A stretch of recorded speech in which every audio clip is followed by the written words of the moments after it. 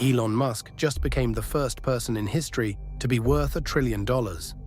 And I'll be honest with you, that number is so big it stops meaning anything. But here's the part nobody tells you.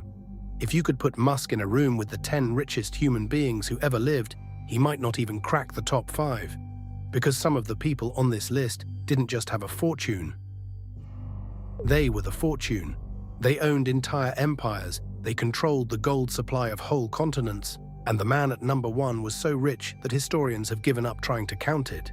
So today I'm taking you on a journey backwards through time, from the steel barons and oil kings you've heard of, all the way to a 14th century emperor who crashed an entire economy just by passing through. This is the top 10 richest people in history, and trust me, the higher we climb, the more impossible these numbers get. Now before we start, I have to be straight with you, because this is where most of these videos lie to you. You cannot actually compare wealth across 700 years. A dollar today is not a dollar in 1913, and it's certainly not a bar of gold in 1324. So every figure I give you is the best estimate serious historians and economists have made, adjusted into today's money. Some of them are solid. Some of them, as you'll see, are basically a shrug with a dollar sign in front of it. Keep that in mind, because the closer we get to number 1, the more the measuring stick falls apart completely. Let's begin. At number 10, we have the man who built America's railroads, Cornelius Vanderbilt. Adjusted for inflation, his fortune is estimated at around $185 billion. Vanderbilt started with one small boat ferrying passengers around New York Harbor, and he died in 1877 as the richest man in the entire country, sitting on roughly $105 million. To put that in perspective, at the time of his death, Vanderbilt personally held more money than was sitting in the United States Treasury. One man, richer than the government. He ran shipping lines and then railroads with such ruthless control that the word robber baron might as well have been invented for him. And here's the wild part. The Vanderbilt family was the wealthiest in America for a generation, and within 50 years of his death, most of that money was gone, burned through by his descendants. Easy come, easy go, even at $185 billion. At number 9 is the man who put the world on wheels, Henry Ford. His peak fortune is estimated at just under $200 billion in today's money, with some estimates pushing it as high as 280. Ford didn't invent the car, but he did something arguably more valuable. He invented the moving assembly line, and he made cars cheap enough that ordinary people could finally afford one. In 1920 alone, his company sold over 1 million vehicles. At one point, the Ford Motor Company was producing half of every car on planet Earth. And because Ford owned almost the entire company himself, refusing to share it with outside investors, nearly all of that staggering wealth flowed directly into his own pocket. He was a deeply complicated man with some genuinely dark views, which we won't sugarcoat. But in pure dollars, he reshaped the 20th century and got unimaginably rich doing it. Number 8 is where things get a little uncomfortable, because this fortune wasn't built, it was taken. When Libyan dictator Muammar Gaddafi was killed in 2011, investigators began tracing his hidden assets, and the number they landed on was staggering. The Washington Post and other outlets reported that Gaddafi had quietly salted away more than $200 billion in bank accounts, real estate, and corporate investments scattered all over the world. For comparison, that would have made him significantly richer than almost any business titan alive at the time.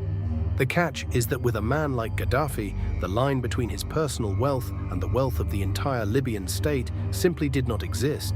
He treated a nation's oil money like a personal checking account, which is exactly the theme that's about to take over this entire list. Much of that fortune was frozen by foreign governments, and a chunk of it remains stuck in legal limbo to this day. At number 7, we return to the men who actually built things, with the king of steel, Andrew Carnegie. His peak net worth is estimated at around $372 billion in modern money. Carnegie's story is the classic one. He arrived in America as a poor Scottish immigrant, started as a child working in a factory for pennies, and ended up controlling the largest steel empire on Earth. Then, in 1901, he did something almost no one on this list ever did. He sold the whole thing.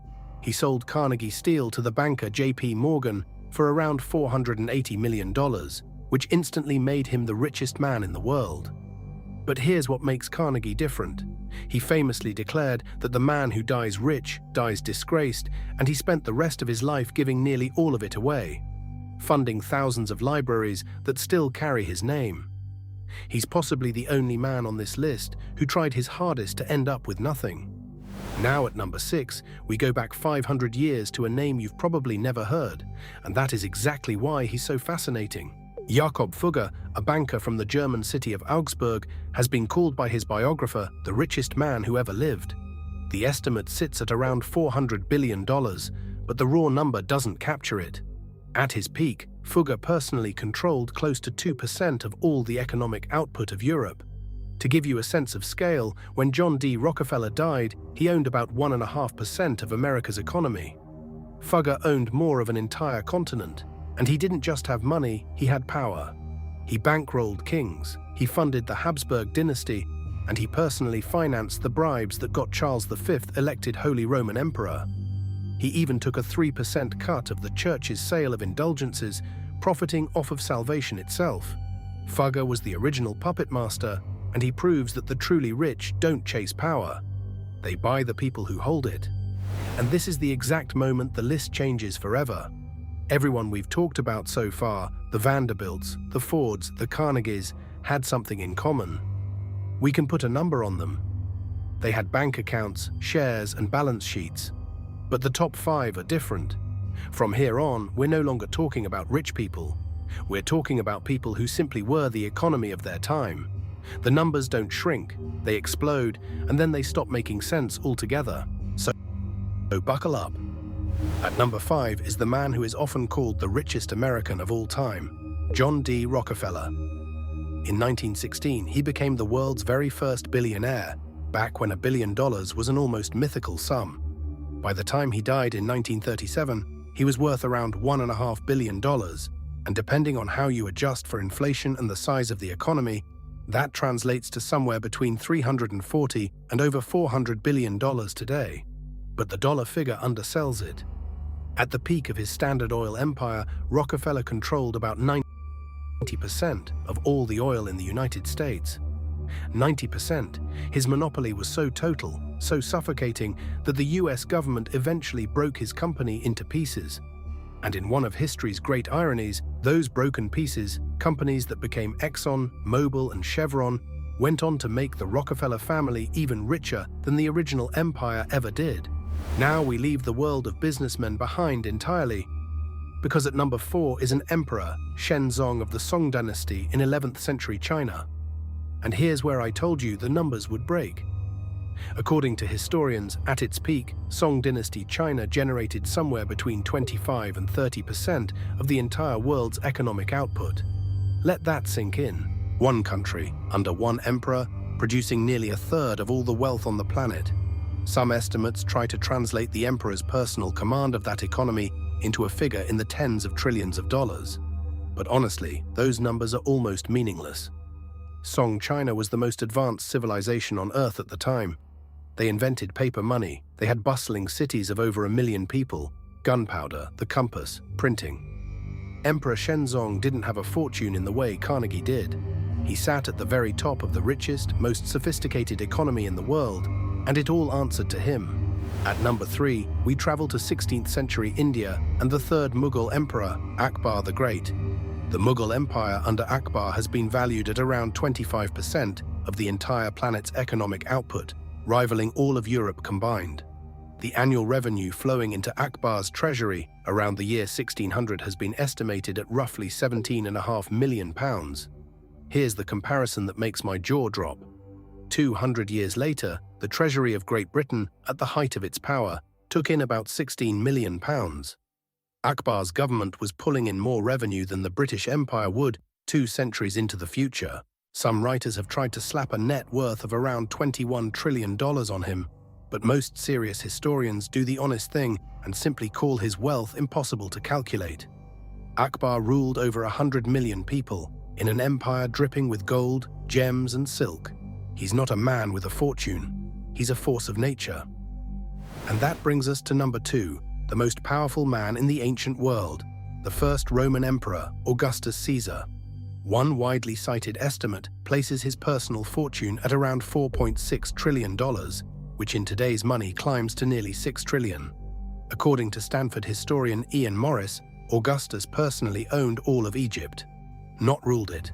Owned it as private property, the single richest province in the Roman world, and the breadbasket that fed the empire. And the empire he commanded accounted for something like a quarter to a third of all global economic output. At one point, it's estimated that Augustus personally controlled around a fifth of his entire empire's wealth. Think about that. One man holding a measurable slice of the entire world's economy in his own name. There was no separation between Augustus and the Roman state. He was Rome, and Rome was very nearly the world. And yet, somehow, he is still only number 2. So who could possibly outrank a man who owned Egypt and a quarter of the ancient world? At number 1, the richest human being in history is Mansa Musa, the 14th century emperor of the Mali Empire in West Africa.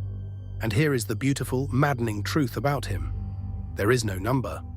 Time magazine put it perfectly, writing that there's really no way to put an accurate number on his wealth.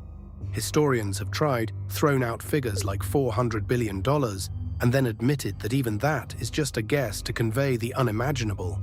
Mansa Musa's empire sat on top of some of the largest gold and salt deposits on the planet, at a time when gold was the entire basis of the world's money. He didn't have gold.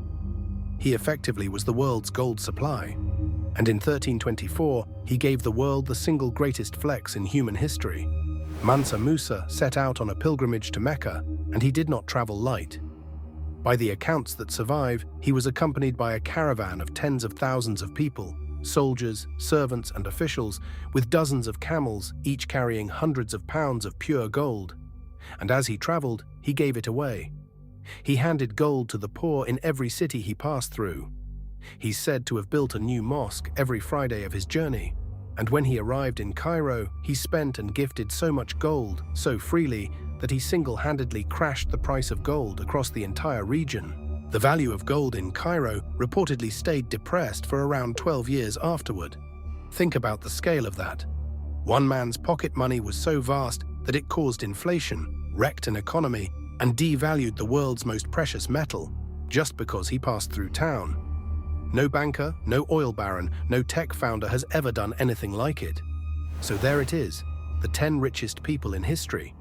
And if there's one thing I hope you take away, it's this. The man at the very top isn't number 1 because we know how much he had. He's number 1 because his wealth was so enormous that we never could. That's the strange thing about the richest people who ever lived. Past a certain point, money stops being a number you can write down and becomes something closer to legend. Elon Musk's $1 trillion is a real countable figure on a screen. Mansa Musa's fortune is a story we're still telling 700 years later about a king who made gold itself worth less just by being generous. So now I'm curious what you think. Is the richest person the one with the biggest bank account, or the one whose wealth was so vast it could never be measured? Let me know down in the comments, and if you enjoyed this journey through the most outrageous fortunes ever assembled, you know what to do.